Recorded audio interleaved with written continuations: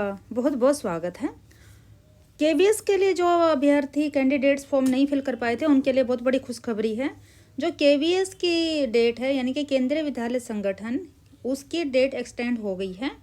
तो जो इसकी लास्ट डेट क्या थी, 26 दिसंबर 2022 थी, लेकिन अब इस डेट को एक्सटेंड कर दिया है। और डेट कब रहेगी लास्ट, 2 जनवरी 2023 इसकी लास्ट डेट रहेगी। तो आइए स्टार्ट करते हैं। पूरी जानकारी के लिए इसमें हम आपको आज इसका जो सिलेबस भी रहेगा केवीएस के एग्ज़ाम का सभी पोस्टों के लिए, वह भी यहाँ पर दिया गया है। तो स्टार्ट करते हैं। स्टार्ट करने से पहले आप हमारे चैनल को लाइक, सब्सक्राइब और शेयर ज़रूर करें। साथ ही आप टेलीग्राम ग्रुप ज्वाइन करें, वहाँ से आपको हमारी ये PDF मिल जाएगी। तो देखते हैं केवीएस की रिक्वायरमेंट, केंद्रीय विद्यालय रिक्वायरमेंट कितनी है, पोस्टें हैं ये 13,404 पोस्ट यहाँ पर रिक्वायरमेंट में है। तो इसके लिए आप फॉर्म अप्लाई कर सकते हैं। 13,404 पोस्टें हैं। कितनी, 13,404 पोस्ट हैं। लास्ट डेट क्या थी, 26 दिसंबर थी, लेकिन अब डेट क्या कर दी गई है, डेट अब है 2 जनवरी 2023। अगर किसी कारणवश कुछ जो बच्चे भर नहीं पाए थे फॉर्म को, वो अब इसको फिल कर सकते हैं। साथ ही देखिए इसके लिए इम्पोर्टेंट इंस्ट्रक्शन ये रहेगी कि जो केंद्रीय विद्यालय परीक्षा की तैयारी करने वाले जो स्टूडेंट्स हैं उनको वही अप्लाई कर सकते हैं जिनका सीटेट क्लियर है। अच्छा, काफ़ी बच्चे के को कमेंट्स आ रहे थे कि सीटेट कौन कब क्या माना जाएगा, कब से वैधता है। तो जिन्होंने 2012 में सीटेट क्लियर किया हुआ है, 2012 से भी जिनका सीटेट क्लियर है, वह भी इस फॉर्म को फिल कर सकते हैं। क्या, जिन्होंने सीटेट जिन्होंने 2012 यानी कि 2012 में भी जिनका क्लियर है, 2012 से लेकर अब तक जिनका भी सीटेट क्लियर है, वो इस फॉर्म को अप्लाई कर सकते हैं। तो यह एक ज़रूरी है। साथ ही जो फीमेल हैं, फीमेल के लिए क्या किया गया, अब की बार फीमेल के लिए किया गया है कि जो उनके लिए अब की बार एज में 10 साल की छूट भी दी गई है। तो आइए देखते हैं पूरे आगे क्या है।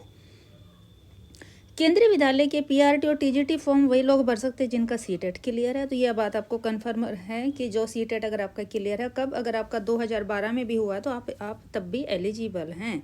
उसके साथ ही जो महिला अभ्यर्थी हैं उनको 10 साल की छूट दी गई है, चाहे वह किसी भी कैटेगरी में, सिर्फ प्रिंसिपल और वाइस प्रिंसिपल की पोस्ट को छोड़कर। अब देख लेते हैं जो इनका सिलेबस क्या रहेगा। जो PRT की जो परीक्षा है उसका जो सिलेबस है वह क्या है, PRT का 180 नंबर का एग्ज़ाम होगा। उसके लिए आपको देखिए जनरल इंग्लिश आपका 10 नंबर का आएगा, जनरल हिंदी, देखिए general English 10, general Hindi 10, GK and current affairs 10 number की, रीजनिंग 5, कंप्यूटर 5, पेडागोजी की आपका 60 नंबर का रहेगा। सब्जेक्ट कंसर्न, सब्जेक्ट रहता है जैसे कि देखिए सब्जेक्ट कंसर्न का मतलब रहता है जैसे मैथ है, हिंदी है, इंग्लिश है, इन्वायरमेंट स्टडी, इनको ये सब्जेक्ट कंसर्न के अंतर्गत आते हैं। साथ ही आपका इंटरव्यू रहेगा 60 नंबर का, 30 नंबर का आपका डेमो, 30 का आपका इंटरव्यू। इस तरह से आपका ये है, किसका है, ये PRT वालों के लिए है। ठीक है, नेक्स्ट पे चलते हैं। TGT परीक्षा के लिए, तो जो TGT वाले हैं उनका जो KVS का एग्ज़ाम होगा, जो TGT की परीक्षा देंगे उनका भी कितने नंबर का होगा एग्ज़ाम, सेम वही रहेगा आपका। देखिए 180 नंबर का ही एग्ज़ाम आपका भी होगा। आपका क्या रहेगा, general English 10 number, general Hindi 10 number, computer 5, GK and current affairs 10, reasoning भी 5, पेडागोजी भी 40 नंबर का। सब्जेक्ट कंसर्न आपका रहेगा, जो आपका 12th लेवल में जो स्पेसिफिक सब्जेक्ट आपके रहते हैं वो 100 नंबर के आपके रहेंगे। उसके अलावा इंटरव्यू आपका रहेगा 60 नंबर का। अब देख लेते हैं जो PGT परीक्षा के लिए, तो PGT वालों के लिए रखा गया है। PGT परीक्षा का सबका जो एग्ज़ाम है वह सबका सेम ही आएगा, एग्ज़ाम सबका सेम रहेगा, 180 नंबर का। उसके बाद जनरल इंग्लिश रहेगा 10, general Hindi 10, GK and current affairs 10 number, reasoning 5, computer 5, pedagogy 40।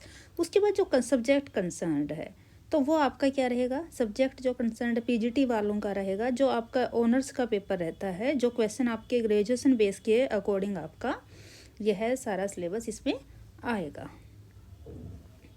आगे देखते हैं। अब जो देखिए वहाँ पर जो कॉम्बिनेशन रखा गया सब्जेक्ट का वो किस टाइप से है वह भी चेक कर लेते हैं। पर टीजीटी के लिए B Com, BCA, B Tech, biotechnology, industrial chemistry के स्टूडेंट यह फॉर्म फिल नहीं कर सकते। देखिए जो टीजीटी के लिए जो पोस्ट अप्लाई कर रहे हैं, अगर आपने बीकॉम, बीसीए ये जो लोग हैं जिन्होंने ये डिग्री हासिल की हुई है या डिप्लोमा हासिल किया है, वो ये फॉर्म फिल नहीं कर सकते हैं। उसके बाद आया है टीजीटी का जो है सोशल स्टडीज, यानी जो जिन्होंने सोशल स्टडी के लिए जो टीजीटी के लिए अप्लाई कर रहे हैं, वो केवल वही कैंडिडेट्स फिल कर सकते हैं जिन्होंने ग्रेजुएशन में ज्योग्राफी को भी साथ में पढ़ा हो। यानी कि अगर आप सोशल स्टडीज़ के लिए अगर आप अप्लाई करते हैं तो आपको ज्योग्राफी का भी ज्ञान होना अवश्य है, आपने वह सब्जेक्ट कंपलसरी रूप से पढ़ा हुआ हो। टीजीटी मैथ के लिए कौन अप्लाई कर सकता है, तो देखिए ये जो ग्रेजुएशन में जिन्होंने मैथ के साथ कोई 2 सब्जेक्ट इनमें से पढ़े हों। देखिए किन में से, अब ये सब्जेक्ट इन्होंने नीचे बताए हैं, physics, chemistry, electronics, computer science, statistics. तो देखिए इन में से यानी कि कोई भी 2 सब्जेक्ट, आपको मैथ तो है ही कंपलसरी, साथ में आपको मैथ के साथ आपको ये जो सब्जेक्ट दिए ही गए हैं, physics, chemistry, electronics, computer science या स्टैटिस्टिक्स, यानी कि इनमें से भी आपको कोई 2 सब्जेक्ट का ज्ञान होना जरूरी है, आपने कंपलसरी पढ़ा हुआ हो। उसके बाद है टीजीटी साइंस। अगर आप टीजीटी साइंस की पोस्ट के लिए अप्लाई करते हैं तो इसके लिए वही कैंडिडेट्स इसको अप्लाई कर सकते हैं जिन्होंने ग्रेजुएशन में बॉटनी और जूलॉजी और केमिस्ट्री पढ़ा हुआ हो, यानी कि साइंस के तीनों ही ये जो सब्जेक्ट है उन्होंने इसको पढ़ा हो। जिन अभ्यर्थियों का कॉम्बिनेशन मैच नहीं कर रहा है, मान लीजिए देखिए अभी अब मैंने बताया है कि मैथ के साथ आपको इनमें से 2 पढ़ना है, अगर आपने 2 कॉम्बिनेशन नहीं है तो आप इस फॉर्म को नहीं फिल कर सकते। यानी कि अगर ये इस तरह के कॉम्बिनेशन साइंस के लिए अगर आपने तीनों नहीं पढ़े तो आपको नहीं फिल कर सकते। तो ये सब ध्यानपूर्वक पहले पढ़ें, उसके बाद अपना फॉर्म आप फिल कर सकें। इसके बाद देखते हैं कि आपकी जो क्वालिफिकेशन क्या रखी गई है। देखिए योग्यता यानी कि पीआरटी जो है, पीआरटी के लिए इन्होंने रखा है कि इंटरमीडिएट में आपके 50% अंक होने चाहिए। उसके साथ आपको डीएड और आवश्यक है या बीएड होना चाहिए, साथ में सीटेट पेपर 1 आपका क्वालिफाई होना कंपलसरी है। उसके अलावा टीजीटी जो परीक्षा है उसके लिए 50% अंकों के साथ आपको बीएड होना कंपलसरी है, साथ में सीटेट पेपर 2 आपका क्वालिफाई होना चाहिए। पीजीटी जो परीक्षा है यानी कि पोस्ट ग्रेजुएट के लिए आपको 50% के साथ आपको एमए किया हुआ हो, साथ में आपने बीएड कर रखी हो। साथ ही इसमें जो पीजीटी के लिए जो अप्लाई करेंगे उसमें सीटेट कंपलसरी नहीं है, अगर आपका सीटेट क्लियर नहीं भी है तब भी आप इस फॉर्म को अप्लाई कर सकते हैं, लेकिन उसके लिए आपको पीजीटी के साथ में बीएड होना और 50% अंकों के साथ होना कंपलसरी है। एज क्या रहेगी, आप एज को देख लेते हैं। अगर पीआरटी परीक्षा है तो अधिकतम रखी गई है कितनी, 30 साल। पीआरटी का अगर आप फॉर्म जो अप्लाई कर रहे हैं उनके लिए 30 साल है, टीजीटी के लिए 35 साल है, पीजीटी हेतु 40 साल है।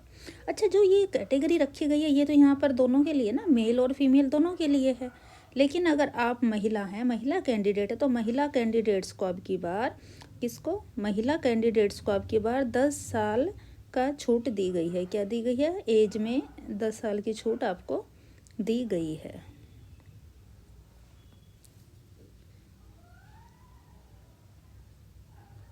टेन ईयर्स की आपको छूट है, किसमें, आपकी जो उम्र है उम्र के अंदर आपको 10 साल की छूट है, किसको, महिलाओं को। लेकिन जो ये एज किसकी रखी गई है, अगर 30, 35 और 40 पुरुषों के लिए रखी गई है। साथ ही सीटेट है उसमें क्वालिफाई का कैसे होना चाहिए, तो देखिए जो जनरल और ईडब्ल्यूएस अगर महिला और पुरुष हैं तो जनरल के लिए और ईडब्ल्यूएस के लिए बैंक सीटेट में, और कैटेगरी अगर अलग है रिजर्व कैटेगरी के लिए 82 नंबर यहाँ पर होने चाहिए। तो जिनको जो ये सब योग्यताएं पूरी करते हैं तो वह इस फॉर्म को फिल कर सकते हैं। लेकिन अगर आप किसी कारण से सर्वर डाउन हो गया था, फीस नहीं कटी थी या कोई डॉक्यूमेंट किसी का नहीं बना था, काफ़ी प्रॉब्लम बच्चों के साथ आ रही थी, अगर वो फॉर्म नहीं फिल कर पाए थे तो उनको एक अच्छा चांस मिल गया है। 2 तारीख से पहले आप सभी अपना फॉर्म ज़रूर फिल करें। साथ ही आपका जो ये नया सिलेबस भी आया है केवीएस का, वो भी हमने यहाँ पर डाल दिया। पहले भी एक वीडियो डाली गई थी अगर आपने नहीं देखा, लेकिन चलिए अब आज दोबारा से फिर डाल दिया गया है सारा। आप इसके अकॉर्डिंग अपने पेपर की तैयारी करें और आपको पेपर के लिए बेस्ट ऑफ लक है सभी को। तो आप अपने से अच्छे से प्रिपरेशन स्टार्ट करें, साथ ही आप चैनल को ज्वाइन करें। वहाँ पर जितना भी जो सब्जेक्ट से रिलेटेड, जो एग्ज़ाम से रिलेटेड मटेरियल रहेगा वहाँ पर डाल दिया जाएगा। धन्यवाद।